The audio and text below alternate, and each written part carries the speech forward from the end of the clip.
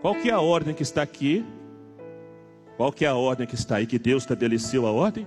O homem primeiro deixa o pai, o rapaz, né, o jovem, homem, não um garoto mimado não, homem, que tem maturidade, que tem temor, que tem experiência com Deus, que quer servir a Deus, é um homem, não é um garotinho não.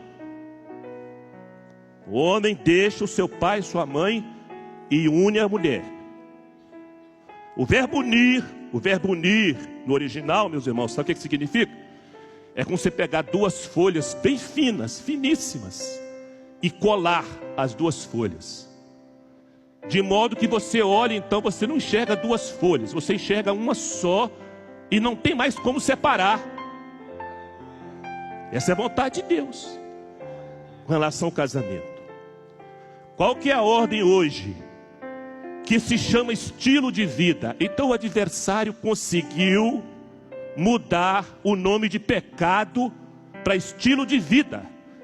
Então a ordem hoje não é o homem deixar o pai e a mãe e se unir à mulher, não. Ele se une primeiro à jovem, ele já começa a ter uma relação com ela para depois deixar o pai e a mãe. Mas isso não se chama mais pecado, isso se chama estilo de vida. Deu para entender, Fábio? Então é uma inversão de valores. Então você inverteu o princípio divino. O que acontece com a sociedade? Ela vai entrando em decadência. É o resultado que está aí. Pode até ser, meus irmãos, uma pregação ou uma orientação politicamente incorreta e não moderna, mas é a palavra do Eterno. Se você quer seguir os princípios divinos, obedeça o manual do fabricante. Porque muitos casamentos estão desmoronando. Dentro das igrejas nós estamos falando, não estou falando fora não, viu, queridos? Vamos falar aqui rasgado aqui, bem claro para os irmãos. Porque muitos casamentos dentro das igrejas estão desmoronando. Porque a terra conjugal se tornou tão árida em nossa sociedade secular. Porque os casamentos não estão dando certos na sua grande maioria. Sabe por quê?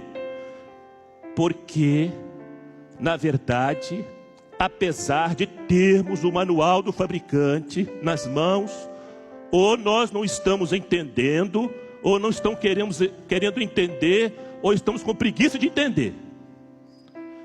Então por que os casamentos não estão, a maioria deles, dando certo? Não estão funcionando?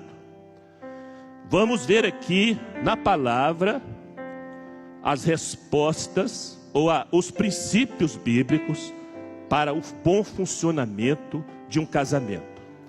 Vamos ver aqui, queridos, qual é a posição da esposa, qual é a posição do esposo dentro da palavra e além disso, segundo a tipologia profética. O casamento está confirmado por Deus, avalizado por Jesus, confirmado pelo Espírito Santo. Sabe por quê? É o único princípio, presta atenção, é o único princípio bíblico que você encontra tanto no Velho Testamento, como no ministério de Jesus, como no Novo Testamento. Sabe por quê? Porque o casamento tem uma tipologia profética. O casamento aponta para o grande casamento, a grande bodas que vai se cumprir, que é o arrebatamento, que é a união, que é o casamento do noivo celestial com a igreja. As pessoas esquecem que sobre o casamento, sobre esta união, existe uma tipologia profética, existe uma responsabilidade espiritual. Quando você chama, meus queridos, nós não temos nada contra isso, não há nenhum problema. Você vai se casar, o que acontece hoje aqui na nossa cultura ocidental? Você chama as pessoas que você gosta, que são mais próximas de você, para testemunhar no cartório o casamento, não é isso? Ainda existe isso? Existe, não existe? O que acontece depois? Depois testemunhas vão para casa, elas vão depois na festa do casamento e depois elas vão embora. E os problemas depois vêm para o casamento e as testemunhas estão cada uma no seu canto, exceto uma, que é Deus. Deus é a testemunha que vai estar no seu casamento dia e noite. E está profetizado lá no profeta Malaquias. Então vamos ver aqui o que nós estamos falando aqui sobre tipologia profética. Nós lemos aqui Efésios, capítulo 5. Começa a partir do versículo 22, Paulo vai falando. Por revelação, o que ele fala? Ele fala, mulheres, as esposas. Mas o versículo 32, sabe o que ele fala? De repente, ele fala assim, grande é este mistério. Digo-o, porém, a respeito de Cristo e da igreja. Olha só, ele está doutrinando sobre o casamento. Ele está ensinando a posição da esposa no casamento. Ele ensina a posição do esposo no casamento. E de repente ele fala assim, mas grande é este mistério. Eu não estou falando só desse casamento aqui na terra, não. Eu estou falando do grande mistério, que é Cristo e a igreja. Então a esposa é tipo profético da igreja redimida, da igreja fiel. O esposo é tipo profético do Senhor Jesus, que morreu e entregou sua vida por amor à redimida. Esse é o simbolismo profético. Agora, qual é a posição da esposa dentro do casamento? Então vamos lá, os irmãos estão com a palavra aberta aí, ou com o aplicativo aberto? Ó, Efésios capítulo 5, versículo 22. Vamos explicar aqui esta tarde para as irmãs o que é submissão, porque a maioria dos crentes não entende o que Paulo fala aqui sobre essa submissão. Olha só a orientação de Paulo.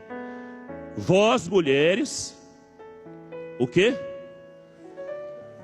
Sujeitai-vos ao vosso marido como ao Senhor. Então outra tradução fala, sede submissas. É a mesma coisa. Mas por quê? Por que a mulher tem que ser respeitosa?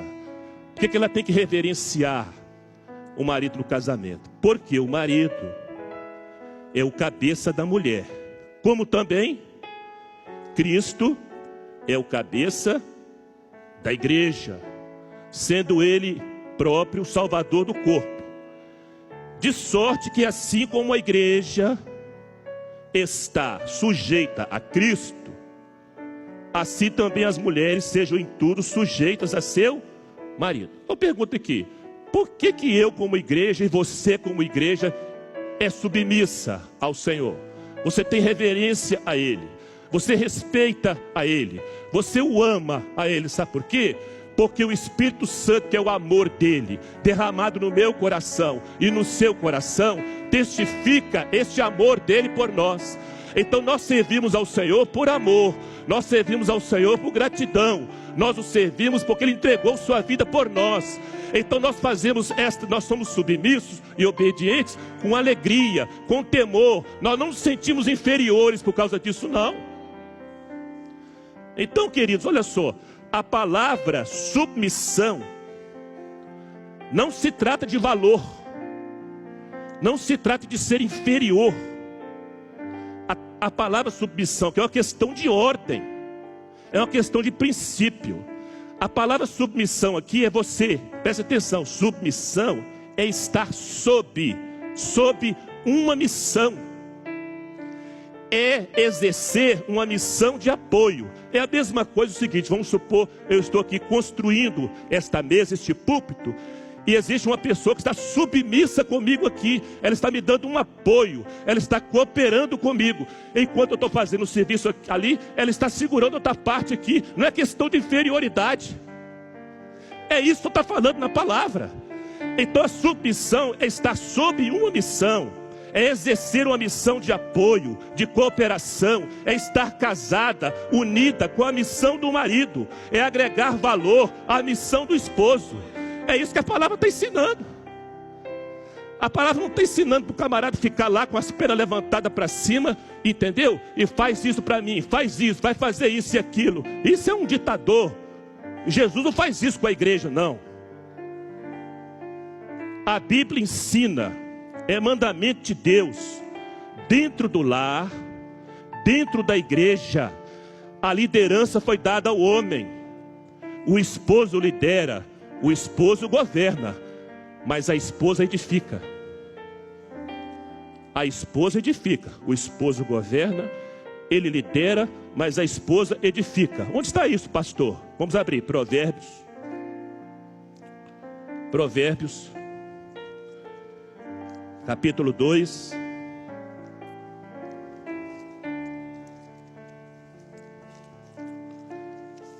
Eu vou ler aqui para adiantar. Provérbios capítulo 2, versículo 4. Capítulo 12, aliás. Provérbios 12, versículo 4. A mulher virtuosa é a coroa do seu marido,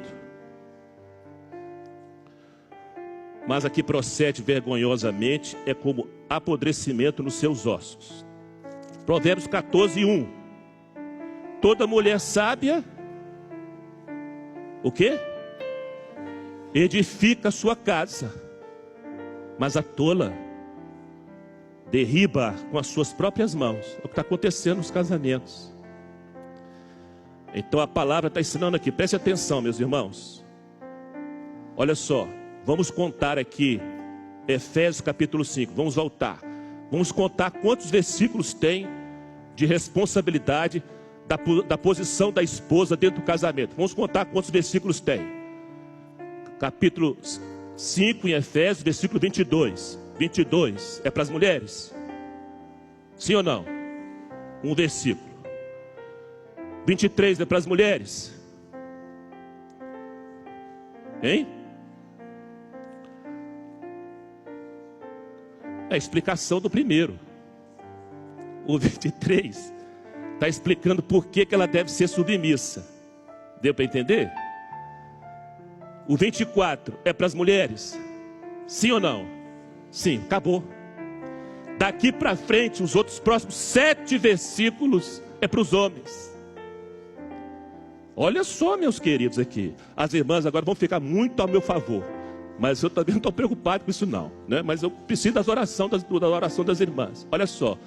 A palavra ensina, agora rapazes, a palavra ensina que para um casamento funcionar, a responsabilidade do marido é mais do que o dobro do que da mulher. Sabiam disso? Está aqui na Bíblia, não estou inventando nada disso.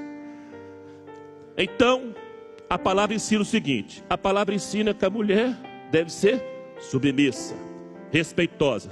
Submissa é o quê? Está sob uma missão. É uma missão de apoio, é uma missão de cooperação, é agregar valor ao casamento. Essa é a posição. Você assumiu essa posição no seu casamento vai funcionar. Agora vamos ao esposo. Prepare-se, rapazes, agora. Viu? Para aquilo que é os princípios de Deus para vós outros. O que a palavra ensina? A partir do versículo 25. Vós, maridos, amai. Não, vossa mulher, é uma só. Não, lá em Marcos também fala no singular. Deixará o homem seu pai e sua mãe e se unirá à sua mulher. Não é suas mulheres, não. A Bíblia, quando Deus instituiu o casamento, bigamia e poligamia é coisa cultural de povos. Da parte de Deus, não. Da parte de Deus, não. É sua mulher. Entendeu? Aqui fala, maridos, amai vossa mulher, como também Cristo amou a igreja e a si mesmo se entregou por ela. Então, rapaz, meu jovem, você vai casar, você quer que o seu casamento funcione? Ame de verdade sua futura esposa. Como pastor quer este amor? Do jeito que está aqui na Bíblia. do jeito que o manual do fabricante está ensinando aqui. Como Cristo amou a igreja e a si mesmo se entregou por ela. Agora eu quero perguntar às irmãs aqui, né? A irmã, as esposas, é uma missão de apoio, é reverenciar, é respeitar o marido, é entender que na Bíblia ele tem a liderança e o governo, e a mulher edifica. Agora, sobre os homens: amai vossas mulheres, vossa mulher, como Cristo amou a igreja. Ó, meus irmãos, não é fácil isso não. Amar como Cristo amou. Então preste atenção.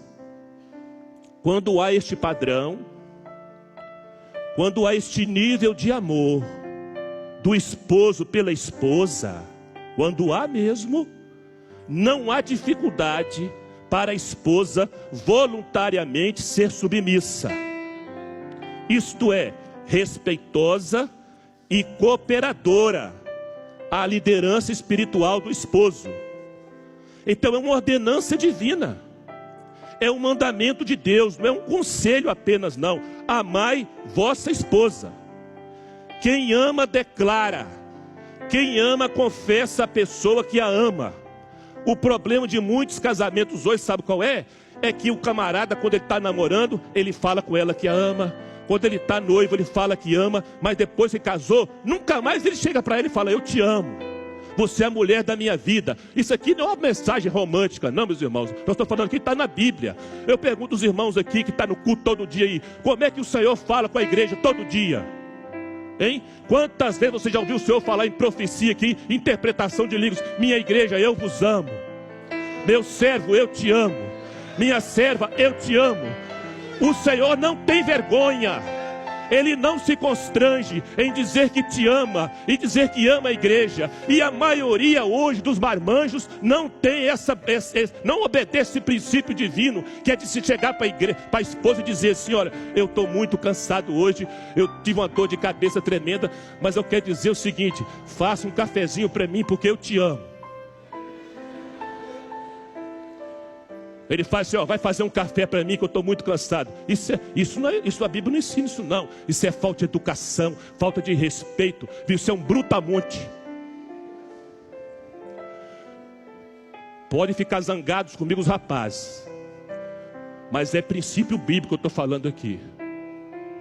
Se eu estiver fora da Bíblia, você pode me corrigir, não tem problema nenhum não. Quem ama não valoriza os defeitos da pessoa amada. Quem ama valoriza as virtudes. Os irmãos já pensaram todas as vezes que o Senhor fosse falar comigo ou contigo ou com a igreja, se Ele fosse falar dos nossos defeitos, dos nossos problemas, das nossas mazelas: meu servo, eu te conheço, eu sei que você é orgulhoso, eu sei que você é prepotente, eu sei que você não fez o jejum, eu sei que você ficou até tarde fazendo isso. Olha, que negócio é esse? O Senhor não faz isso não. O Senhor fala assim: eu vos amo, eu sei das vossas falhas, mas eu estou com a minha mão estendida. O meu amor é grande sobre as vossas vidas. Você quer que seu casamento funcione? Trate a sua esposa como Jesus trata a igreja. Seu casamento vai funcionar. Ah, mas eu sou brasileiro, sou machão. Então, meu filho, você fica com o seu machão e perde o céu. É só isso. É absolutamente indesculpável pela palavra de Deus que um esposo pare de amar sua esposa, ou que o seu amor por ela esteja na reserva. Biblicamente é indesculpável o marido parar de amar a esposa ou dizer que o amor dele está na reserva. É indesculpável. O Senhor valoriza na igreja aquilo que é o resultado do amor dele, que é o Espírito Santo. É o amor dele derramado no coração da igreja e na vida da igreja. O amor de Jesus pela igreja é incondicional. Jesus não impõe condições. O amor dele é tolerante, o amor dele é compassivo, o amor dele é compreensivo, o amor dele é misericordioso, o amor dele é gracioso.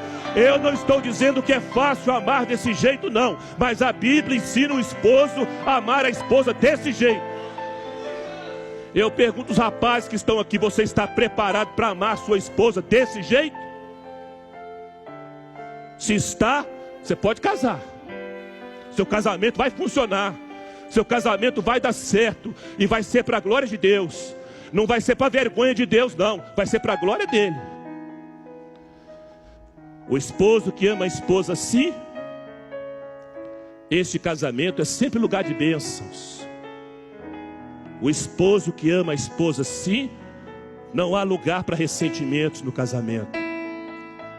Não há lugar para mágoas. Não há lugar para dar o troco, para vinganças. Agora, o casamento, para viver este padrão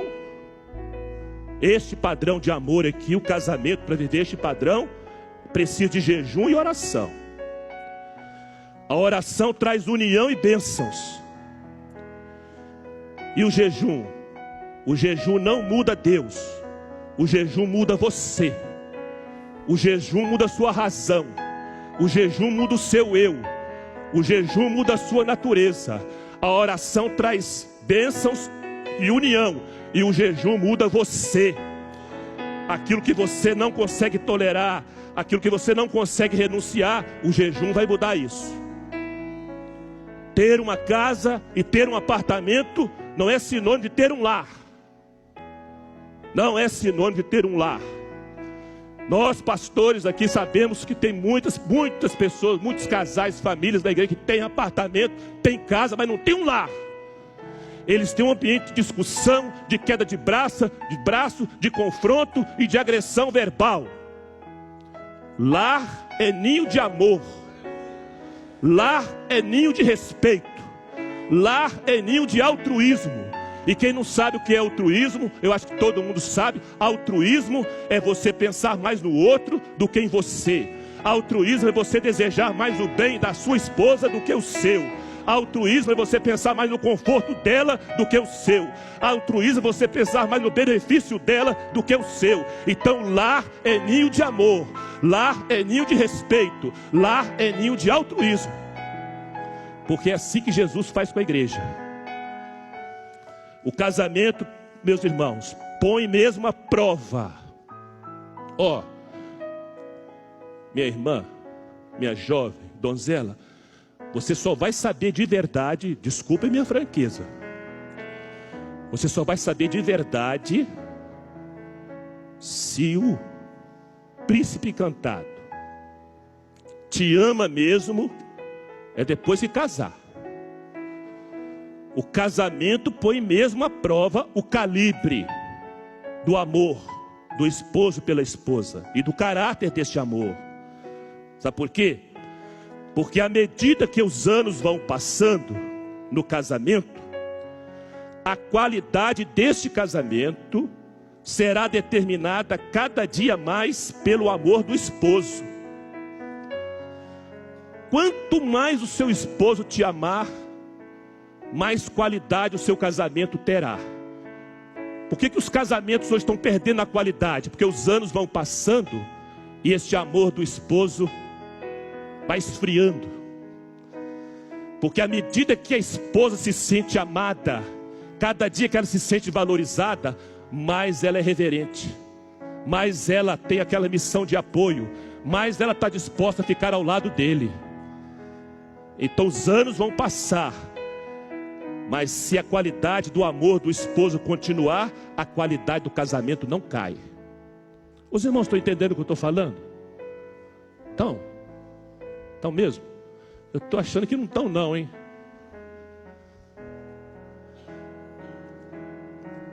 Por quê? Porque a qualidade, preste atenção nisso aqui, meus irmãos, que isso aqui é profético. Porque a qualidade do amor do esposo pela esposa que vai tornar a esposa mais identificada com a igreja redimida. É o lado profético e sublime do casamento. Se você amar a sua esposa como Cristo amou a igreja e se entregou por ela, mais a sua esposa vai se identificar também com a posição da igreja redimida. E a glória do Senhor se manifesta nesse casamento. Isso não é questão, isso aqui não é frase bonita não, meus queridos. Isso aqui é princípio bíblico. Os irmãos deveriam levar muito a sério essa palavra que o Senhor deu aqui nesta manhã, dessa tarde. Então Deus tem um chamado, Ele tem uma ordenança, Ele tem um mandamento para o esposo: entregar sua vida por amor à esposa. Quando a esposa prova esse tipo de entrega do esposo por ela, a esposa vai refletir a beleza da humildade e submissão da igreja por Jesus. Qual é o propósito real do casamento? O propósito real do casamento é eu, pastor, conseguir, afinal de contas, alcançar um sonho que eu sempre tive, não é? E tal. É um troféu para mostrar para minhas amigas que não casaram ainda. Olha, o propósito real do casamento não é isso não. Isso pode ser, né, da cabeça, da mente, do mundo, entendeu? Desse padrão que está aí. Mas o propósito real do casamento é para a glória de Deus. O propósito real do casamento é que ambos, o esposo e a esposa, sejam conforme a imagem e pessoa do Senhor Jesus, cada um no seu papel profético. A esposa no seu papel profético, o esposo no seu papel profético. Quando este propósito é entendido, a glória de Deus se manifesta nesse casamento. Meus queridos, o amor não é egoísta. O amor não fere. O amor não agride. O amor não humilha. Não humilha. Muitos casamentos não estão dando certo por causa disso. É um ferindo ao outro, agredindo um ao outro, humilhando um ao outro. O amor não é isso não. O amor de Jesus pela igreja. E você tem que amar a sua esposa como Cristo amou a igreja. O amor exalta. O amor não se contenta somente em dizer que ama. O amor demonstra com atitudes. O amor é demonstrado com comportamentos. O amor é demonstrado com renúncia. Porque sobre você está uma responsabilidade espiritual: amar a sua esposa como Cristo amou a igreja e se entregou por ela. Este amor maiúsculo, este amor superlativo, é o padrão do amor de Jesus pela igreja. Portanto, deve ser este o padrão de amor do esposo pela esposa. Toda esposa, toda jovem que está aqui, que um dia casar, se o seu esposo, seu futuro esposo te amar, como está dito na palavra, como é um princípio bíblico, seu casamento vai dar certo. Seu casamento vai funcionar. Você não vai passar vergonha. Você não vai envergonhar o nome de Deus. A glória de Deus vai se manifestar sobre a sua casa. A glória de Deus vai se manifestar sobre os seus filhos. O seu casamento será um testemunho. O seu casamento de verdade vai apontar para o grande casamento, para as grandes bodas, para o grande dia, para a grande festa, para a grande alegria, para a grande consagração, que é o casamento de Jesus com a igreja. Leve a sério a palavra do Senhor, atenda os princípios bíblicos e você será feliz. Seu casamento poderá passar por dificuldades nesta vida, mas a relação entre você e seu esposo, o amor do seu esposo por você, se cada dia melhorar a qualidade, se cada dia aumentar por você, se cada dia aumentar o respeito, se cada dia aumentar o carinho, você vai amá-lo também, você vai apoiá-lo, você está ao lado dele em todas as horas da vida. É assim que o Senhor quer para vocês esse casamento. Honrem a palavra do Senhor e Ele vai honrar a vossa vida, vai